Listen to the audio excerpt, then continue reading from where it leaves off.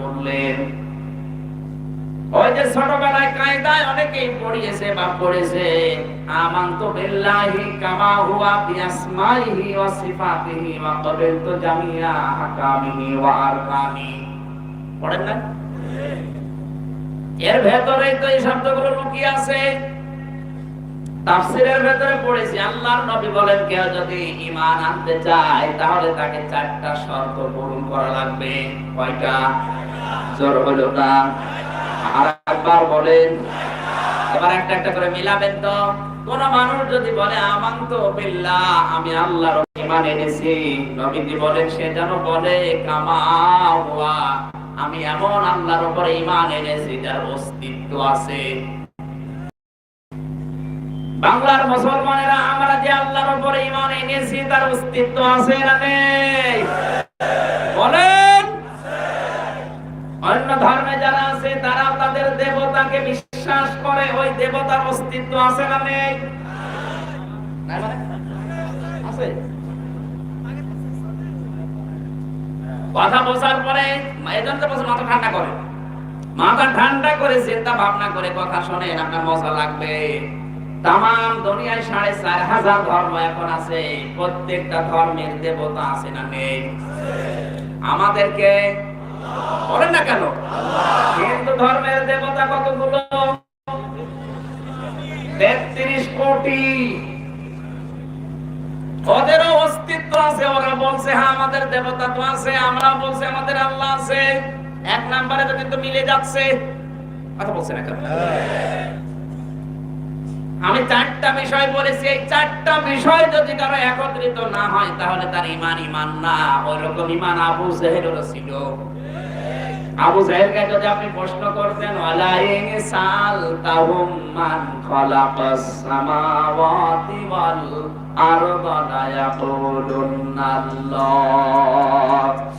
আল্লাহ পাক বলেন হে নবী আপনি যদি আবু জেহেলকে জিজ্ঞাসা করেন যে আসমান আর জমিন কে বানিয়েছে, আবু জেহেল গ্যারান্টি দিয়ে বলবে আল্লাহ বানিয়েছে। তাহলে ওই জামানায় আল্লাহ একজন আছে, আল্লাহর অস্তিত্ব আছে, এটা স্বীকার করেছে আবু জেহেল পর্যন্ত। বলেন বলেন। এমন কেউ বদরের ময়দানে যাবার আগে কাবার খিলাফ ধরে বলেছিল কাবার মালিক তুমি আসো আমি স্বামী, মুহাম্মদের বিরুদ্ধে অস্ত্র নিয়ে যাচ্ছে বদরের ময়দানে যুদ্ধ করার জন্য, সত্যের পক্ষে যে আছে তাকে তুমি বিজয় দিও।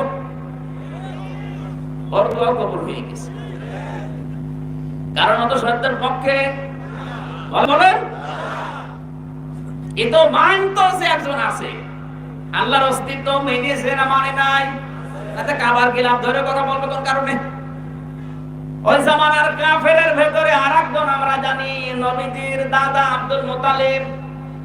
যেদিন আবরাহা আসে কাবা ধ্বংস করার জন্য, এই লোকটা কাবার মুলতাজাম নামক যে জায়গাটা, ওখানে চাবিটা রাখার পরে বলেছিল কাবার মালিক যা অস্তি বাহিনী নিয়ে এসেছে আবরাহা আমার আর মোকাবেলা করা সম্ভব না, তোমার ঘর তোমার হাতে দিয়ে গেলাম, যা ভালো লাগে তুমি করো, আমি আর পারলাম না।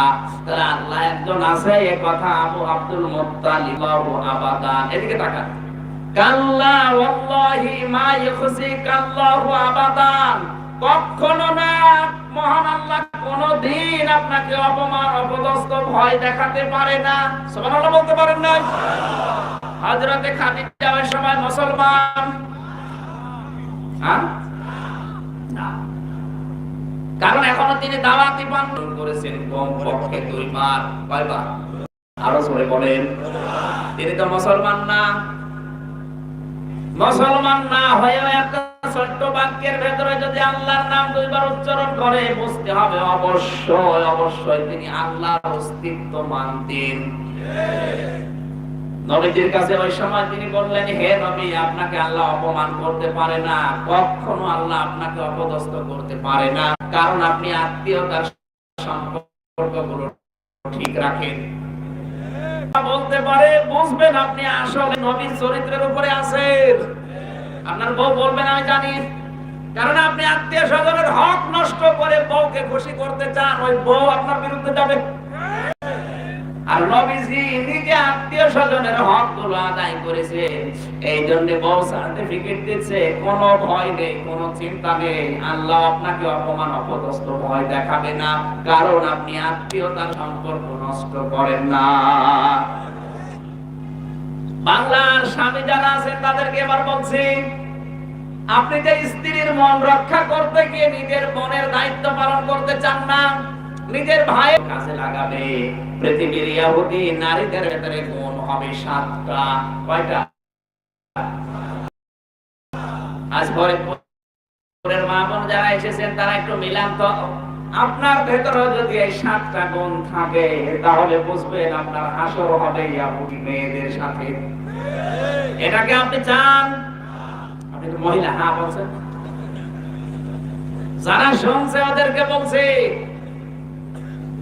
ইহুদি মেয়েদের যে 7টি গুণ আমি হাদিস থেকে নিয়ে এসেছি, আল্লাহর নবী বলেন কিয়ামতের আগে দাজ্জালের মিশনের ভেতরে থাকবে ইহুদি মেয়েরা, ওরা ওদেরকে দিয়ে 7টা কাজ দুনিয়ায় করাবে। তার 1 নম্বরে হবে আন্নানা। কি বললাম? আন্নানা মানে দাও, আর কারো জন্য দরকার নেই, এরকম মহিলা দেশে নেই।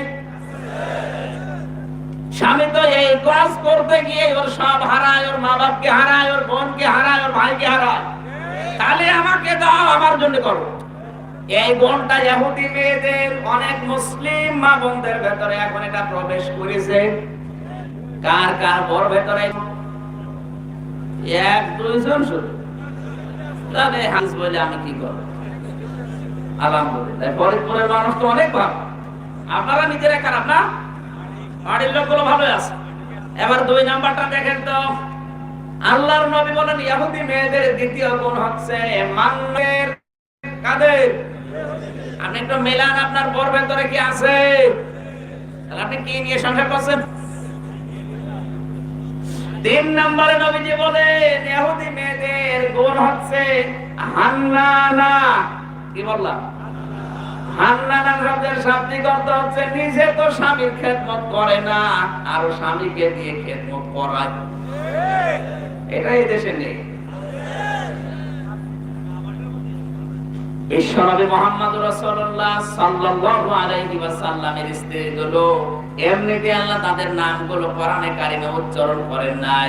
ইয়া নিসা আন-নাবিয়্যি লাস্তুন্না কাআহাদিম মিনান নিসা ইলা আখির আয়াত। আল্লাহ পাক বলেন হে নবীর বউরা, হে নবীর বউদেরকে, স্ত্রীদেরকে আল্লাহ ডাক দিচ্ছেন, আপনার তো ডাক দেয় না। কেন দিয়েছিলেন? তাকান খাদিজাতুল কুবরার দিকে। হযরতে খাদিজা বলেন বিশ্ব নবী আমার স্বামী দাওয়াতি কাজ করে যতদিন বাড়িতে না আসে ততদিন আমি দরজার সাথে পিঠ লাগিয়ে ঘুমাতাম। এরকম বউ তো এখন ঘরে ঘরে।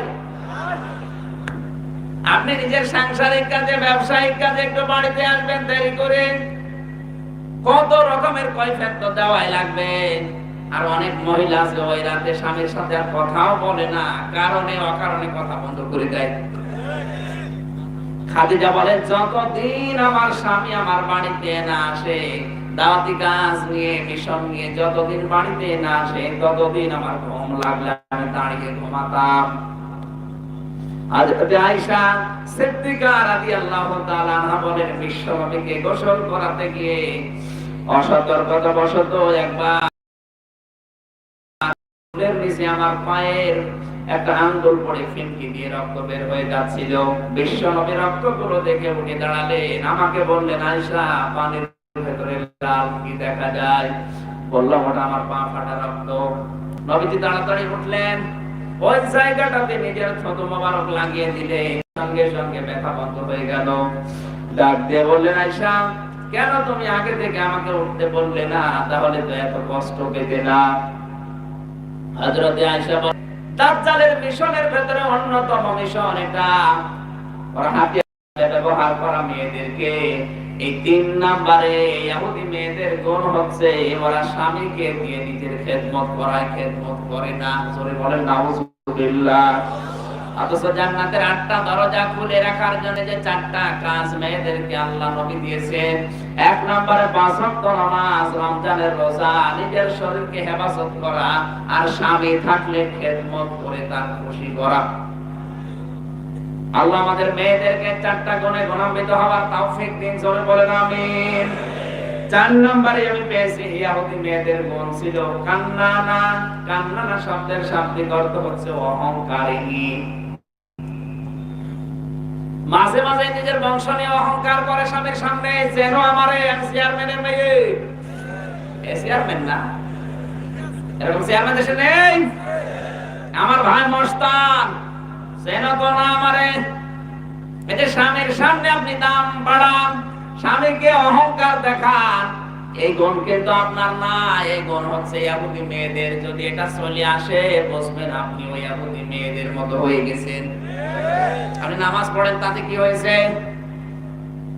এই মুহূর্তে যদি চেয়ারম্যান বাড়িতে গিয়ে দেখে ওনার বউ ওনাকে গালি দিচ্ছে, যে কুকুরের বাচ্চা, ওনার ভালো লাগবে?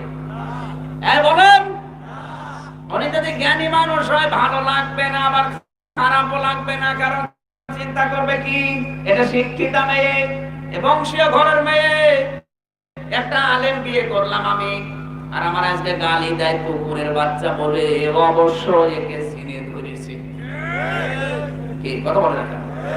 ও স্বাভাবিক আর মেয়ে ওরে চিনে ধরেছে, এই জন্য উল্টা পাল্টা কথা বলছে। তাছাড়া গালি দেওয়ার তো কথা না। যে মেয়েটা কোনোদিন আমার সামনে মাথা তুলে কথা বলে না, সে আমারে গালি দেয়, অবশ্যই তারে আরো জোরে। আপনার ভেতরে যদি অহংকার আসে স্বামীর সামনে, আপনি বুঝবেন আপনার মুসলিম মহিলা নেই, আপনাকেও ইহুদি মেয়েদের ওই গুণ ধরে ফেলেছে। 5 নম্বরে নবীজি বলেন হাত্তাকা শব্দের শাব্দিক অর্থ হচ্ছে স্বামীর পছন্দের গুরুত্ব না দেওয়া। স্বামী যেটা পছন্দ করে ওটা সে পছন্দ করে না। আজ বাংলাদেশে প্রতিটি স্বামী চায় বা পছন্দ করে যে বিয়ের পরে যেন আমার মা বাবা আমার সাথে থাকে। এটা চায় না? কোন কোন স্বামী চান হাত তোলেন তো, তোলেন। আলহামদুলিল্লাহ। মাহফিলের সভাপতি সহ যত স্বামী অন্তত আছে, হ্যাঁ কিছু বউকে একেবারে 100 ভাগ ভয় পায়, ওইটা অন্তত স্বামী যারা হাত তুলেছে, মা বোনেরা পর্দার আড়াল থেকে ভিডিও ক্যামেরায় দেখেন, প্রত্যেকটা স্বামী আমার মনে হয় চায় যে বিয়ের পরে যেন আমার মা আর বাবা আমার সাথে থাকে। কথা বলা লাগবে। 100 ভাগের 98টা মহিলা এটা পছন্দ করে না, এটা চায়ও না। এখন কি মুসলিম মেয়েদের না ইহুদি মহিলাদের? কোন কারণে আপনি এটা চান না বলেন তো? আপনার স্বামী পছন্দ করে যেটা জায়েজ কাজ, কোন কারণে আপনি এটা পছন্দ করেন না? আপনার ক্ষতি হয়ে যাচ্ছে, দুনিয়ায় লস হয়ে যাচ্ছে।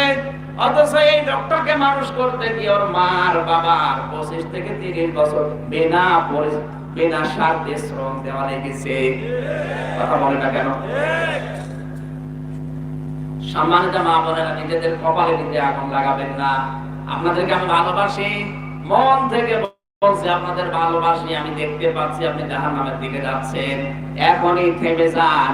স্বামী যেটা পছন্দ করে এই মুহূর্তে ওটা জায়েজ যদি হয় আপনাকে পছন্দ করা লাগবে। আজ হাজারো পরিবারে মা বাবার কোনো স্থান নেই, একটা ঘরে থাকবে সে ঘরও নেই, আরো বের করে দেয়। এমনকি এই দেশের ঘটনা, মা বাবাকে ধরে মারে বড় কথা মতো, এরকম পুরুষও আছে। একবার রাঙ্গামাটি থেকে আসছিলাম, লংগদু থেকে, এক কলেজের অধ্যাপক, উনি বিসিএস ক্যাডার, সরকারি কলেজের অধ্যাপক। উনি ওনার মাকে বৃদ্ধাশ্রমে রেখে গেছে 3 মাস আগে। কর্তৃপক্ষ আমার বলে এই জায়গায় রেখে যাবে, আর তোর তো ফ্যান ছাড়া ঘুম হয় না। ছোটবেলা থেকে তোকে আমি ফ্যানের পাখা দিয়ে বাতাস ছাড়া ঘুম পাড়াতে পারি না, তোর কষ্ট হবে। এজন্য আগে থেকে অভিজ্ঞতা জানালাম, তোর কষ্ট দূর করার জন্য তুই ফ্যানটা অন্তত পাল্টিয়ে দিবি, তোর কষ্ট কম হবে। ওই অবস্থায় দেখলাম ওর হাতের উপর ওর মা মারা গেল। তাদের মুখের দিকে তাকিয়ে আমি তালাকও দিতে পারি না। বাধ্য হয়ে মাকে আমি রেখে গেলাম। মা আজকে আমার দুনিয়া থেকে বিদায় নিল। আজ থেকে পৃথিবীতে নাম ধরে ডাকার মতো আমার আর কেউ নেই। ফরিদপুরবাসী, আমার তো মনে হচ্ছে ওই দিন থেকে শুরু করে এখন পর্যন্ত শুধু ওই কলেজের অধ্যাপক না, এখানে হাজারো মানুষ ঠিক ওই রকমই বসে আছে।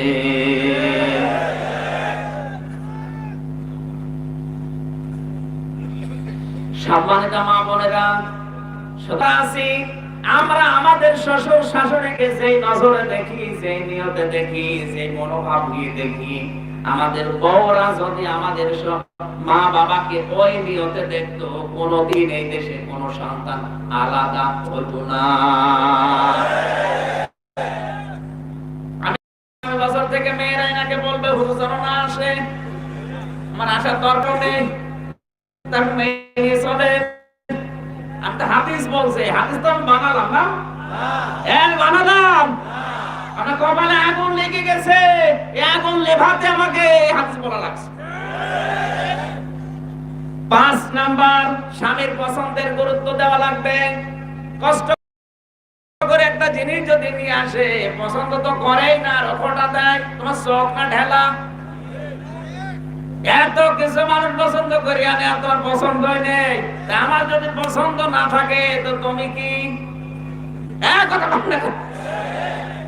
তোমারে তো আমি পছন্দ করে নিয়ে আসলাম, আমার যদি কোনো পছন্দই না থাকে তুমি 2 নাম্বার।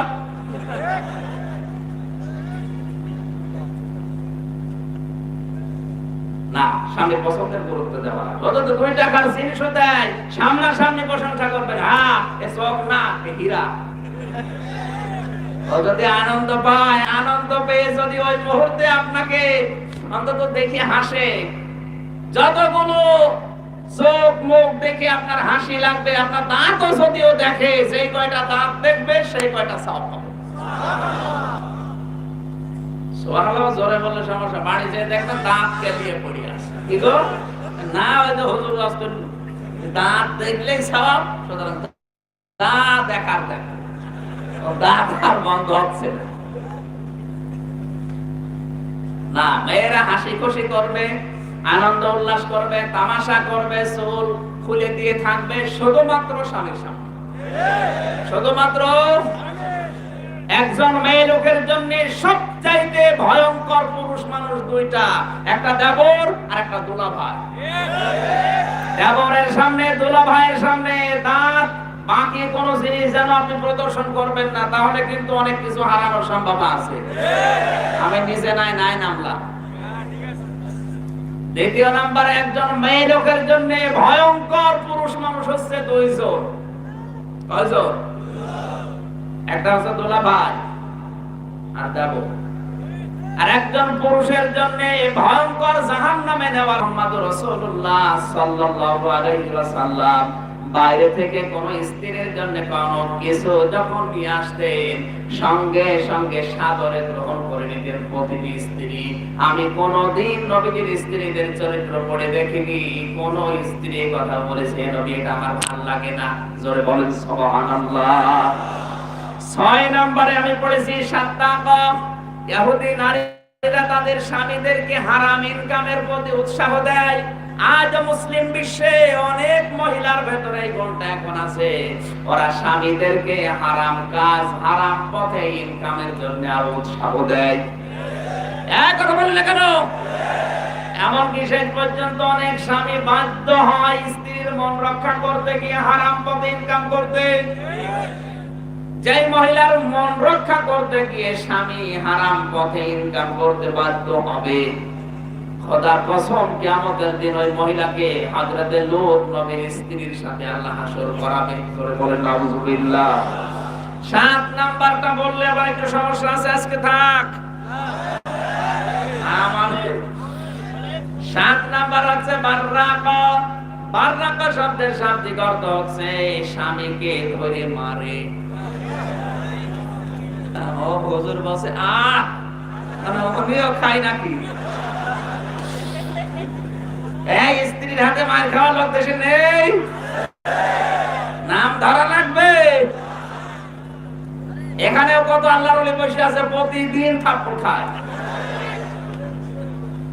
এই পৃথিবীতে সবচাইতে বেশি স্ত্রীর হাতে থাপ্পড় খেয়েছে আবু জেহেল। কে? আমি পেয়েছি দুইটা কারণে তার জীবনী পড়ে। এক নম্বরে আবু জেহেল যৌতুক নিয়েছিল বিয়ের সময়, দুই নম্বরে যৌন অক্ষম ছিল। এখানে যারা যৌতুকের টাকা নিয়ে শ্বশুরের কাছে গরুর মতো বিক্রি হয়ে গেছে, আপনিও মনে হয় মাঝে মাঝে মায়ের খান। আল্লাহর দিকে তাকিয়ে ইমানদারের সাথে বলেন তো মায়ের খেয়েছেন কারা? হাত তোলে তো। একজন, তাও তো আল্লাহর ওলি একজন আছে, মায়ের খাওয়া লোক একজন পেয়েছি, আলহামদুলিল্লাহ। না, আমি হাসির করে দিচ্ছি না, আমি তাফসীরের ভেতরে প্রবেশ করব। কামা হুয়া, আমি এমন আল্লাহর উপরে ঈমান এনেছি যার শুধু অস্তিত্ব আছে তা না, বিআসমাইহি, তার নামও আছে। কি আছে? বলেন না, বলেন না। আমরা এমন আল্লাহকে বিশ্বাস করি, ঈমান আনি যার শুধু অস্তিত্ব আছে তা না, কি আছে? নাম আছে। জোরে বলেন। অন্য ধর্মে যারা আছে তাদেরকে জিজ্ঞেস নাম আছে, ওরা বলবে হ্যাঁ আছে। নাম নেই? এই যে দুর্গা, হবল, উজ্জা, লাত, মানাত, বিভিন্ন নাম তারা দেয়, কালী, এগুলো তাদের দেবতার, তাদের ভগবানের নাম। তাহলে আমাদের আল্লাহর নাম আছে, তাদেরও ভগবানের নাম আছে, মিলে গেছে। তিন নম্বরে আমি এমন আল্লাহর প্রতি ঈমান এনেছি, বিআসমাইহি ওয়া সিফাতিহি, যার শুধু নাম আছে তা না, ওই নামের গুণাগুণ আছে। এক কথা বলে না কেন? আল্লাহর নামের গুণাগুণ আছে না নেই? আমার আল্লাহর নাম হচ্ছে রব। কি? ওনাদেরও দেবতার নাম আছে, যেমন কালী, দুর্গা। আমাদের রব নামটা তিনি নিয়ে বসে আছে তা না, রব নামের কার্যকারিতা, গুণাবলী, ওই নাম আছে, কিন্তু নামের কোন গুণাগুণ। এবার আমি একটা একটা করে আমার আল্লাহর নামের গুণাগুণ গুলো বলছি, আপনি মিলান। আল্লাহর নাম কয়টা? আল্লাহর নাম 5000। নাম হচ্ছে 5000। তাওরাতে 1000 আছে, জাবরে 1000 আছে, ইনজিলে আছে 1000, লাউহে মাহফুজে আছে 1000, কোরআনে কারিমে আল্লাহ দিয়েছেন 1000। এই 5000 নামকে সামারাইজ করে আল্লাহ সারা বিসমিল্লাহ দিয়েছেন।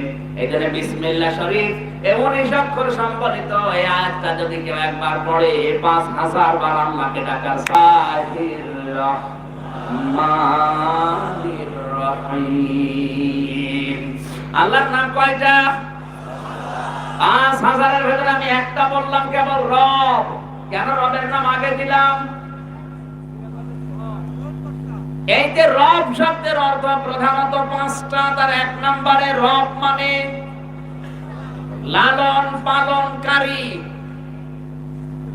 আল্লাহ পাক বলেন আমি এই রব নামটা নিয়েছি, এই রব নাম নেওয়ার কারণে তোকে বীর্য থেকে শুরু করে এ পর্যন্ত আনলাম।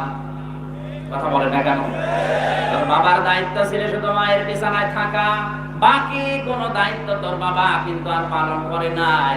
আলিয়ামসুরিল ইনসানু মিম্মা খুলিকা মিন মাইন দাফিকিন ইয়াখরুজু মিন বাইনি। এক বছর আর তারাই দিয়েছেন। এইদিকে তাকান। সলমন 1 বছর দিলেন কেন? বহু বছর দিলেন কেন? আমি একটা দুইটা না, প্রায় 12টা তাফসীর এক জায়গায় পাশাপাশি মিলিয়ে পাইনি।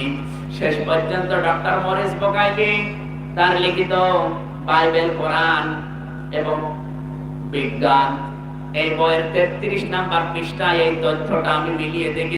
সলমন আল্লাহ 1 বছর তারাই বহু বছর দেওয়ার কারণ হচ্ছে সলমন বলা হয় পুরুষের লজ্জাস্থান, আর তারাই বলা হয় মেয়েদের লজ্জাস্থানকে। অথচ সন্তান বানাতে আমার আল্লাহ শুধু মেয়েদের না, নারী পুরুষ দুইজনের সাহায্য নিচ্ছেন। কথা বলে না কেন? অথচ পুরুষের ক্ষেত্রে 1 বছর দিলেন, মেয়েদের ক্ষেত্রে বহু বছর। আল্লাহ পক্ষপাতিত্ব করেন? বলেন। তাহলে এটা দিলেন কেন? এই পৃথিবীতে একজন মানুষকে দুনিয়ায় আনতে বাবার চাইতে মায়ের কষ্ট কমপক্ষে 3 গুণ বেশি হয়। এই 3 গুণ কি? আল্লাহ পাক বলেন ওয়াদা'তুহু কুরহা ওয়া হামলুহু ওয়া ফিসালুহু 30 শাহরা। তোমার মা তোমাকে কষ্টের পরে কষ্ট সহ্য করে পেটে বহন করে। এখানে আলেম কই? আপনি আলেম না? এই শব্দটা দেখেন তো, আলেমদেরকে বলছে, এবার সাধারণ মানুষ বুঝবে না। হামালাতুহু উম্মুহু কুরহা ওয়া ওয়াদা'তুহু কুরহা ওয়া হামলুহু ওয়া ফিসালুহু 30 শাহরা। তোমাদের দায়িত্ব দিলাম, সন্তানকে কমপক্ষে দুধ দেওয়া লাগবে 2 বছর। কত বলেন বলেন? 2 বছরে কত মাস? তাহলে এখানে 30 শাহরা মানে 30 মাস। কোরআনের এক আয়াতের সাথে আরেক আয়াতের মিল নেই। এ কোরআন ঠিক নেই না, মানে এবার আপনাকে বুঝিয়ে দেওয়া লাগবে, না বলতে হবে। আর সারা পৃথিবীতে রবিউল আউয়াল আসলে বিশেষ করে নবীকে নিয়ে উল্টাপাল্টা ব্যঙ্গচিত্র করে, আশেপাশে গালি দেয়। কেন দেয়? আয়াত থেকে আপনি প্রমাণ পাবেন, একটু খেয়াল করে থাকেন। কোরআনের প্রতিটি শব্দ যেহেতু গবেষণামূলক, মেয়েদেরকে আল্লাহ দায়িত্ব দিয়েছেন, মায়েরা সন্তানকে দুধ খাওয়াবে কয় বছর? আরো বলেন। আর এখানে পেলাম 30 মাসে তো 2 বছর হয় না, 2 বছরে হয় 24 মাস। 2 বছরে 24 মাস, 30 মাস হতে এখনো কয় মাস বাকি? বলেন বলেন। আমরা আগের আয়াতে যে দুধ খাওয়ানো লাগে 2 বছর, 2 বছরে হয় 24 মাস। কত? আর 30 পুষতে এখনো। এখানে সর্বনিম্ন একটা মানুষ মায়ের পেটে থাকা লাগবে 6 মাস। 6 মাসের আগে যদি, তাহলে ওটা বৈধ সন্তান না, ওটা অবৈধ। বিজ্ঞান এখন আয়াত নিয়ে গবেষণা করে দেখেছে, পেটের ভেতরে একটা সন্তান পরিপুষ্ট হতে, দুনিয়ায় আসার মতো হতে কমপক্ষে 6 মাস লাগবে। 6 মাসের আগে যদি হয় তাহলে ওটা ওর বাবা দেয়নি, অন্য কেউ এই জিনিস দিয়েছে। কথা বুঝতেছে? তাহলে বাবা বাপ দিয়ে যদি এই জিনিস দেয়, ওটাকে বৈধ না জানোজ? আরো জোরে। পৃথিবীর 228টা রাষ্ট্রে সবচাইতে বেশি বিয়ের আগের সন্তান হয় ফ্রান্সে। তাহলে এরা অধিকাংশ গুলো, এরা যার সন্তান নবীকে কোথায় গেল টের পাচ্ছেন? এবার আসেন সূরা কলমের 13 নম্বর আয়াত থেকে 19 নম্বর আয়াত পর্যন্ত। আল্লাহ নবীজি এখন নেই, আছে? নবীর ওয়ারিসরা আছে। এক কথা বলেন, এই বাংলাদেশে নবীর ওয়ারিসদেরকে যারা আজ গালি দিচ্ছে, তাদের মুখে জুতা মারো, তালে তালে এই কথা বলছে। কোরআন হাতে নিয়ে বলছে, একটারও জন্ম ঠিক নেই, সব ঠিক। যদি ভুল হয় সূরা হাকাফের 15 নম্বর আয়াত ভুল না, মানে আপনাকে তাহলে মেনে নেওয়া লাগবে। যারা আজ আলেমদের গালি দিচ্ছে, এদেরকে অপমান করার চেষ্টায় আছে, এই মানুষগুলো অবৈধ সন্তান। আরো নিচে নামা লাগবে না, মানে নামবো? হ্যাঁ নামছি, মানে আমি মায়ের খাই। তাহলে ফ্রান্সে কাজটি যেতে চাই, অবশ্যই তার সাথে মাহরাম থাকা লাগবে, নাইতে হজেও সে যেতে পারবে। একটা মেয়ে লোক যদি নিজের বাড়ি থেকে 14 জনের ভেতরে তার বাবা আছে, কথা বলে না কেন? তার বড় ভাই আছে, তার ছেলে আছে, তার জামাই আছে, এরকম 14 জন যাদের সাথে বিবাহ করা তার জন্য হারাম। আর আরেকজন আছে স্বামী। এই কয়জনের একজনও নেই সাথে, ওই মহিলার উপর যদি হজ ফরজ হয়, ওর হজ করা দরকার। আর বাংলাদেশে যারা রাজনীতি করে, আমি কোন দলকে ইন্ডিকেট করে বলছি না, কোরআনের দিকে তাকিয়ে বলছি, বাংলাদেশে অনেক রাজনৈতিক দলের নেতা নেত্রী আছে, এই 48 মাইল না 248 মাইল চলে যাচ্ছে, সাথে কেউ নেই। এই যে আপনি 248 মাইল চলে গেলেন, এখান থেকে মনে করেন সেই কোন জায়গার নাম বলবো, সিলেটে, হ্যাঁ বগুড়া, রাজনৈতিক মিটিং করে সাথে কেউ নেই, শুধু ওখানকার আল্লাহর ওলিরা আছে। কাজকর্ম করে চলে আসলে বছরে বছরে সন্তান হচ্ছে, কি গো সন্তান জন্ম দিলাম আমি, আর চেহারা হয় নেতার মতো। মনে করেন এরকম হচ্ছে দেশে, সন্তান জন্ম দেয় নেতা, অথচ ওর মতো চেহারা হয় না, হচ্ছে সব ওই বগুড়ার মতো। এটি এমনি হয়? তাদের বাবার মতো চেহারা হয় না, মায়ের মতো হয় না, হয় ওই বগুড়ার মতো। বুঝবেন আপনার এই রক্তের ভেতরে আরো 4-5টা বগুড়া রংপুর আছে। এর হয়ে আসে এই নাপাক পানি মায়ের রেহেমের ভেতরে জমা করার মাধ্যমে 8টা জিনিস তৈরি করি। কয়টা? যারা ডাক্তার আছেন দেখবেন, জিজ্ঞাসা করে বাবার বীর্য দিয়ে আল্লাহ বানায় চুল, রগ, হাড় আর পর্দা। আর মায়ের ওই রেহেমের ভেতরে যে নাপাক পানি আছে ওইটা দিয়ে আল্লাহ আরো 4টা জিনিস বানায়, রক্ত, গোশত, চর্বি আর চামড়া। এখানে শরীর থেকে যদি রক্ত কারো ঝরে দেখবেন, বাবার চাইতে মায়ের টান বেশি হয়, মায়ের মায়া বেশি লাগে, কারণ রক্তটা মায়ের। আর যদি কেউ চুল ধরে অপমান করে, মায়ের চাইতে বাবার কষ্ট বেশি লাগবে, বাবার মানামত করবে, হেড হবে, লজ্জা হবে বেশি, কারণ চুলের সাথে সম্পর্ক বাবার। এরকম প্রত্যেকটা শব্দের ব্যাখ্যা আছে। আমি 11টা পর্যন্ত সময় নিয়ে যাই জন্য কারো থিওরি করে বলে যাচ্ছি। এই 8টা জিনিস যখন এক হয়, আল্লাহ পাক বলেন আমার নাম যেহেতু রব, এই কারণে আমি আমার বান্দাকে 5টা জিনিস দান করি। ওয়াজাআলা লাকুমুস সামাআ ওয়াল আবসারা ওয়াল আফিদা ইলা আখির আয়াত। শ্রবণ শক্তি, দর্শন শক্তি, বাক শক্তি, আকেল শক্তি আর ঘ্রাণ শক্তি, এই 5টা আমি আল্লাহ আমার রব নামের কারণে দেই। 8, 5, 13টা জিনিস যখন এক হয়, তখন সোনার মতো শ্রবণ শক্তি পায়। সুবহানাল্লাহ বলতে পারেন না? পাশে খাবার খেতে বসেছে, হঠাৎ করে বিদ্যুৎ চলে গেল। আমরা যার চোখ আছে চিল্লাচ্ছি, তাড়াতাড়ি বিদ্যুতের লাইন দেন, জেনারেটর চালু করেন। আমরা চিল্লা পাল্লা করি আর দেখি বাম থেকে অন্ধ আমার ডান হাত চেপে ধরে, বাম হাত চেপে ধরে বলছে হুজুর আপনি চিল্লান, মাত্র 2 মিনিট কারেন্ট চলে গেছে, আপনি চিল্লান। অথচ আজ 42 বছর আমার জীবনে কোনো কারেন্ট নেই।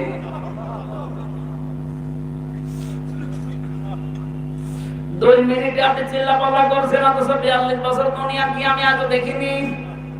শুধু এতটুকুই না, আপনারা চোখওয়ালা মানুষ ঘুমিয়ে থাকলেও স্বপ্নে কিছু দেখতে পান, আর আমরা যারা অন্ধ তারা ঘুমিয়ে থাকলেও কিছু দেখি না, শুধু আওয়াজ শুনি। ওই দিন আমার মনে হচ্ছিল ওয়াজাআলা লাকুমুস সামাআ ওয়াল আবসারা, আল্লাহ যদি দয়া করে তার রব নামের খাতিরে আমাদেরকে এই দর্শন শক্তিটা না দিত, আমি আমির হামজাও দুনিয়ায় আসতাম অন্ধ হয়ে। কথা বলে ঠিক কিনা? এক একটা শব্দের ভেতরে কত কথা যে লুকিয়ে আছে শুধু আল্লাহ জানে। যত গবেষণা করবেন তত বের হবে। আমরা কি একটা একটা করে চালাবো না শেষ করে দেব? চালালে তো আমি তাই 2টা 3টা পর্যন্ত বলবো। মাইক আপনারা ভালো নাকি? গলা ভেঙে যাচ্ছে। চা দিয়ে হবে না, চা খেলে গলা ভেঙে যাবে। এখন সে সাফ করছে জিকির করে সব এত পাওয়ার কম মাইক নেবেন না, মাইক নেবেন আরো 4000 5000 পাওয়া যাবে। 12 তারিখে জয়তাবাক নজরুল ভাই, এরপরে মাওলানা মাহফুজুর রহমান, ভালো মাইক নেবেন। 12 তারিখে পরে শহরে আছে আমার বড় ভাইয়ের স্মরণে মাহফিল, ওটা যেন ভালো মাইক নেই, আরো কথা বলবেন স্যার জিকির করতে। আপনারা যারা চলে যাচ্ছেন, যদি একেবারে চলে যান, আমার গাড়িতে যে কালো গাড়ি দেখতে পাচ্ছেন, আকিস গ্রুপ থেকে গাড়িটা দিয়েছে, ওখানে আমার লিখিত বই আছে, যাওয়ার সময় বইগুলো নিয়ে যাবেন। আজকের এই আলোচনাটা আছে যে ঈমান আপনি কিভাবে আনবেন, আমি আগে লিখি, এরপরে আলোচনা করব। বইটা নিয়ে যাবেন। এরপরে মুসলমান কখন কাফের হয়, এরপরে কোন আমল করলে কোন জান্নাতে যাবেন, ওগুলো লেখা আছে, যাওয়ার সময় নিয়েছে, কাছে রাখবেন। একটু জিকির করেন সুবহানাল্লাহ। সাত ঠান্ডা দেখছো, বলি করা যাচ্ছে। সুবহানাল্লাহ আলহামদুলিল্লাহ লা ইলাহা ইল্লাল্লাহ। সুবহানাল্লাহ আলহামদুলিল্লাহ লা ইলাহা ইল্লাল্লাহ। কি হলো, এরা ওঠে কেন? না আশ্চর্য, বৃষ্টি হচ্ছে। হ্যাঁ বই পরে মনোযোগের পরে বই নেবেন, এখন বসেন। কি আসছে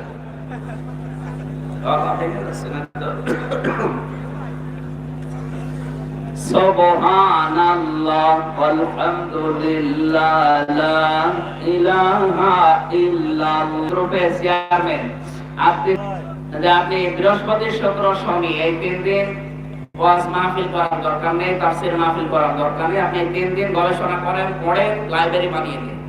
আর আপনি রবি সোম মঙ্গল বুধ এই 4 দিন বাংলাদেশের বিভিন্ন জেলায় যাবেন। আর ওনাদের যেহেতু ব্যবসা আছে বাংলাদেশের বাইরে প্রায় 31-32টা দেশে, আমরা আপনাকে সাথে সাথে করে নিয়ে যাব। ওই সমস্ত দেশে কোরআনের কথা আপনি বলবেন, আমরা ওগুলো ভাষান্তর করে দেব। হয় উর্দুতে করবো, হিন্দিতে করবো, ইংরেজিতে করবো, আপনি বাংলায় বলবেন। ওগুলো প্রায় যতগুলো ভাষায় করা দেখেছি, আমার হচ্ছে না। আমি ওই রবি মঙ্গল বুধ 4 দিন হয়তো আসতে পারবো আগামী থেকে। আর এই 3 দিন আমার পড়াশোনা করা লাগবে, গবেষণা করা লাগবে।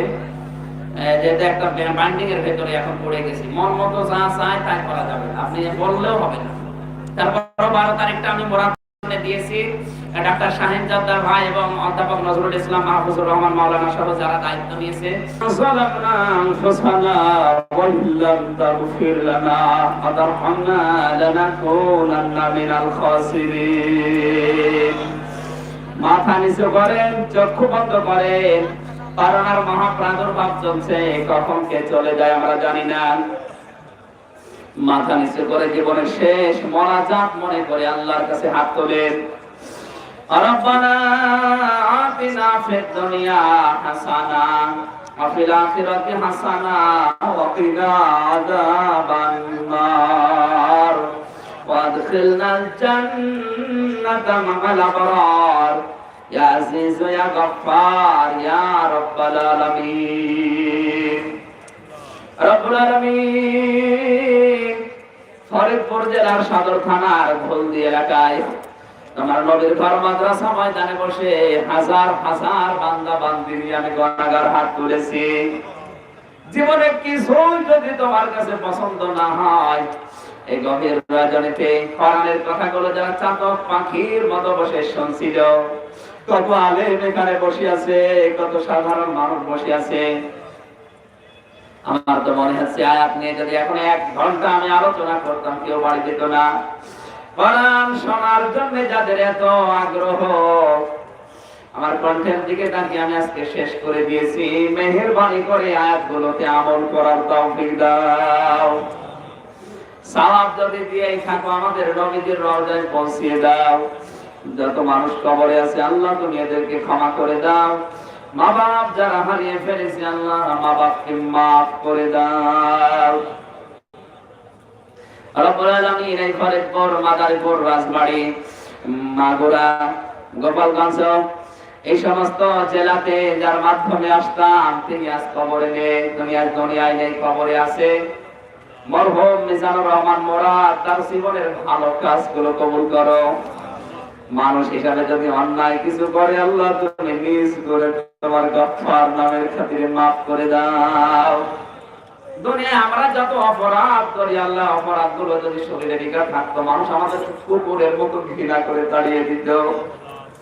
যেভাবে তোমার সাত্তার নামের ওসিলায় গুনাহগুলো গোপন করে দিয়েছো, কিয়ামতের দিন তোমার এই নামের ওসিলায় আমাদের দোষগুলো তুমি একেবারে গোপন করে দিও আল্লাহ। মাহফিলের সম্মানিত সভাপতি, আল্লাহর অভিভাবক, সম্মানিত চেয়ারম্যান জনাব জাহিদ মুন্সি, আবু বকরের মতো কবুল করে নাও। সম্মানিত মা বোনেরা পর্দার আড়ালে বসে আছে, অনেকের সন্তান হয় না, সন্তান দাও। যাদের ছেলে মেয়ে দিয়েছো এদেরকে তুমি মানুষের মতো মানুষ বানাও। পরিবারে শান্তি নেই, স্বামী সোহাগিনী সন্তানকে বানিয়ে দাও। স্বামী স্ত্রীর ভেতরে ইসমান রফিয়ার মতো মহব্বত পয়দা করে দাও। রব্বুল আলামিন, এই দেশের স্বাধীনতার স্থপতি বঙ্গবন্ধু শেখ মুজিবুর রহমান সহ যত মানুষ দেশ এবং মানবতার জন্য জীবন দিয়েছে তাদের শাহাদাতের মর্যাদা দিয়ে দাও। করোনার মহাপ্রাদুর্ভাবে যারা জীবন দিল, বিশেষ করে দোয়া চেয়েছে আকিস গ্রুপের মেজর সন্তান শেখ মরহুম মমিনুদ্দিন। রব্বুল আলামিন, করোনায় মারা গেছে, তাকে তুমি শাহাদাতের মর্যাদা নসিব করো। আল্লাহ তুমি তোমার রহমত তাদের দিকে ঢেলে দাও। আমরা যারা অসুস্থ আছে আমাদের শেফায়ে কামেলা আজেলা নসিব করো। আমার সাথে আজকে এসেছে শ্রদ্ধাভাজন চাচা জনাব ফয়সাল মাহতাব মানিক, তোমার যুবক বান্দাকে আল্লাহ তুমি অমরের মতো কবুল করে নাও। হাফেজ আবু বকর সিদ্দিক দেলাওয়ার সহ যত মানুষ আমিন আমিন করছি, কারো হাত একেবারে খালি হাতে ফেরত দিও না, কিছু না কিছু দাও। তুমি নিজেই জানিয়েছো আল্লাহুল গনিয়্যু ওয়া আনতুমুল ফুকারা, তোরা সবাই ফকির, আমি আল্লাহ শুধু ধনী। ফকির হয়ে তোমার মতো ধনী মালিকের কাছে আমরা হাত তুলেছি, আমাদেরকে একেবারে ফেরত দিও না। মাথা নিচু, মনের ভেতরে যার যে কামনা বাসনা আছে, জায়েজ আশাগুলো বলেন।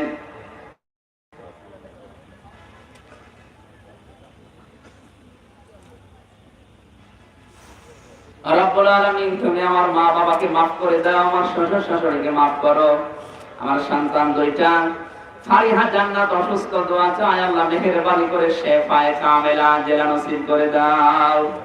মাওলানা হোসাইনকে তুমি যে সন্তান দিয়েছো, ফাতেমাতুজ জোহরার মতো বানিয়ে দাও। আগামীতে এই মাহফিলটা কোরআনের প্রচারের জন্য আরো বিশাল আকারে তুমি কবুল করো আল্লাহ। মনের ভেতরে যার যে কামনা বাসনা আছে, আমাদের জায়েজ আশাগুলো পূর্ণ করে দাও। সুবহান রাব্বিকা রাব্বিল ইজ্জাতি আম্মা ইয়াসিফুন। আল্লাহ তাআলা, এই ঘরের পরে আসলে তোমার এক ছোট্ট বান্দা বুকে জড়িয়ে নিত, বুকের ভেতরে এসে থাকতো মরহুম মইনুল ইসলাম। তার বাড়ি যদিও গোপালগঞ্জ জেলায় থাকতো, সে ফরিদপুরে, তোমার ওই ছোট্ট বান্দাকে কবরে জান্নাত দিয়ে দাও। বারাকাল্লাহু লানা ওয়া লাকুম ফিল কুরআনিল আযীম। আলহামদুলিল্লাহি রাব্বিল আলামিন। যখনই মরণ আসবে, আজরাইলকে দেখে যেন পড়তে পারি লা ইলাহা ইল্লাল্লাহু মুহাম্মাদুর রাসূলুল্লাহ। আসসালামু আলাইকুম ওয়া রাহমাতুল্লাহ।